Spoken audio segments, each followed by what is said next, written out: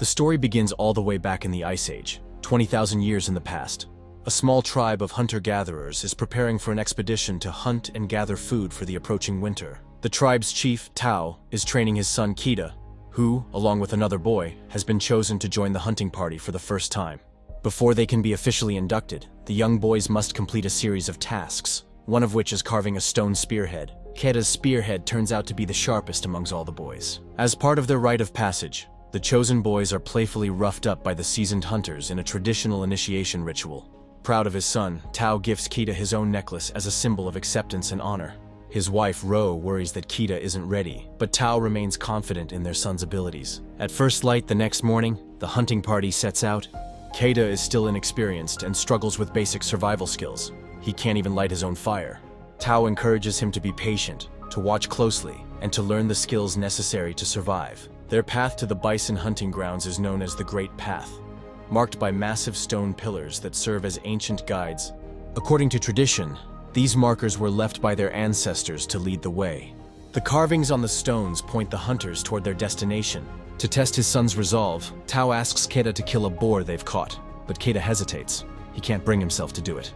That night, the tribe's fire draws unwanted attention. A mountain lion attacks, taking the life of one of their own. At dawn, the tribe buries their fallen companion in silence, then continues onward with heavy hearts. After a long and grueling journey through the ancient world, the tribe's next resting place is a cave. There, Tao engraves a tattoo onto Kita's skin. The mark forms a kind of star map on the back of his hand, meant to guide him home if he ever becomes lost. That night, the haunting howls of a wolf pack echo through the darkness. Tao uses the moment to teach Kita about the ways of the alpha.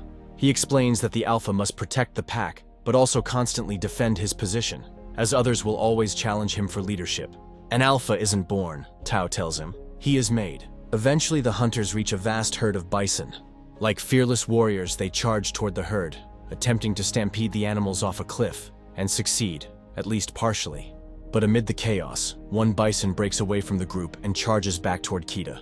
It slams into him from behind with its massive horns. Bison turns back and charges towards Kita once again. Kita's clothes become entangled in the bison's horns, and he is violently flung over the cliff's edge. The tribe rushes to help, finding Kita clinging desperately to the jagged rocks. But his grip slips, and he plummets to a lower ledge where he lies unconscious. The ledge is wedged somewhere between the cliff top and the ravine far below. Tao immediately tries to climb down to rescue him, but the other tribesmen hold him back. They insist there's no way to reach Kita, and that he is already gone. Grief-stricken, Tao performs a funeral ritual for his son, while the tribe gathers the bison meat and prepares to move on. Kita is awakened by a vulture pecking at him, mistaking him for dead. Disoriented, he opens his eyes and stares in horror at the vast void below. Desperately, he calls out for his father, but there's no answer. He tries to climb down to safety, but only makes things worse. Now he's stuck in an even more precarious position, unable to go back up. He clings to the cliffside for hours, drained and hopeless. Then, a sudden and heavy rainfall causes the ravine below to flood. Kita loses his grip and falls into the rushing water. He regains consciousness sometime later, groaning in pain. His leg is broken. Kita wedges his leg between two rocks and painfully snaps the bone back into place. He then splints it using a stick and some cloth. Determined to survive, he limps all the way back to the spot where he fell, only to find it abandoned. His tribe is gone. They believed he had died. Kita eats worms to stay alive, pushing through the agony. One day, he spots a pack of hungry wolves charging toward him. Panicked, he runs as best he can with his injured leg and tries to climb a tree, but one wolf catches his leg and pulls him down. Kita stabs the animal with his knife, wounding it. The rest of the pack surrounds the tree and waits through the night, hoping to finish the job. But by morning, they eventually leave. Kita then approaches the wounded wolf, intending to end its suffering. But when he looks into the animal's eyes, something inside him shifts. He can't bring himself to do it. Instead of killing the wolf, Kita gently ties its mouth shut with a piece of cloth and carries it to a nearby cave, finding shelter just as night falls. He attempts to make a fire, but eventually gives up in frustration and exhaustion. By morning, Kita notices that the wolf has managed to loosen the cloth around its mouth. Thinking the animal must be thirsty, he offers it some water. He then feeds it a few worms, and even cleans the creature's wounds. Later, Kita manages to hunt a rabbit. While he's cleaning it, the wolf suddenly lunges, trying to steal the catch. Kita quickly asserts dominance, making it clear who's in charge. He successfully makes a fire, and for the first time, shares his meal with the wolf. As the days pass, Keita studies the star map on his hand, trying to figure out which direction leads home. He knows winter is coming fast, and out here, the cold could be deadly. The next morning, Keita tries to send the wolf away, encouraging it to return to its pack.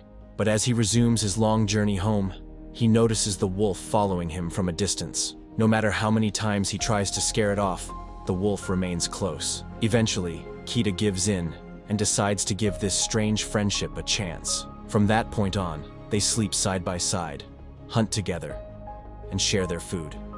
Through the harsh nights, they keep each other warm, survivors bound by trust and necessity. The next morning, Keita is awakened by a flurry of playful kisses from his new friend. They head to the river and take a swim, splashing around like two carefree children. After the playful moment, the wolf, eager for breakfast, dives into the water and catches a fish. Impressed, Keita decides to give him a name, Alpha. Weeks pass. Winter arrives in full force, but the duo refuses to stop hunting and pushing forward. Each day is a battle for survival, yet their bond only grows stronger.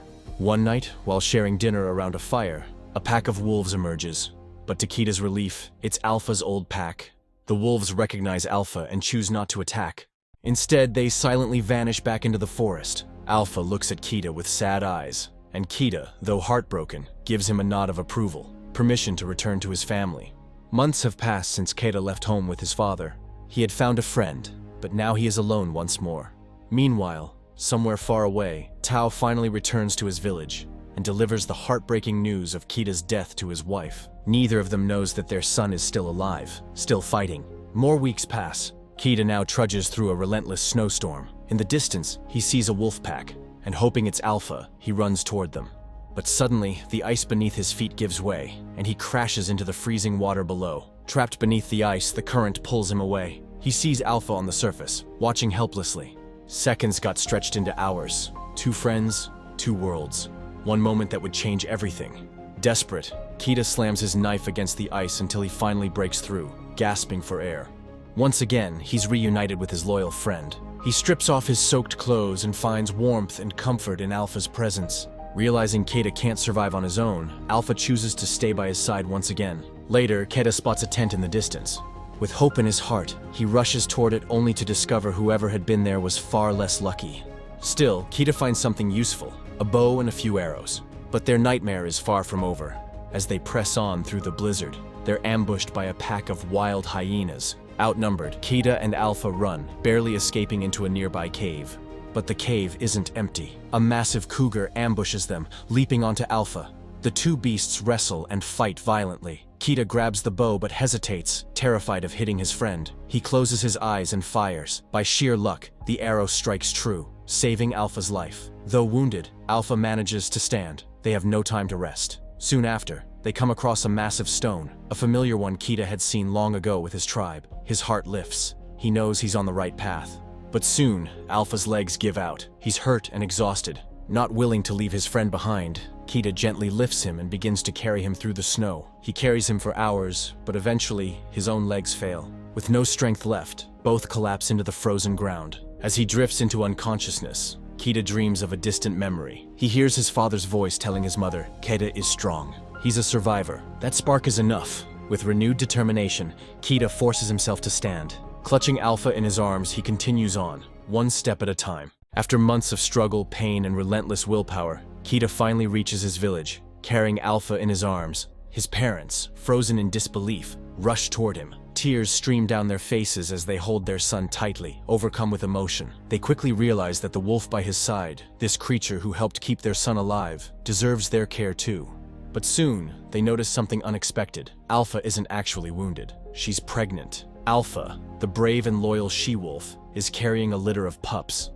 Keita kneels beside her, embracing her gently and whispering, everything's going to be all right now. The next morning, as the sun rises over the snowy horizon, Keita and Alpha sit side by side, bathed in golden light. Around them, a bundle of adorable wolf pups tumble and play. Keita picks one up and looks at him proudly. And that's where the film ends.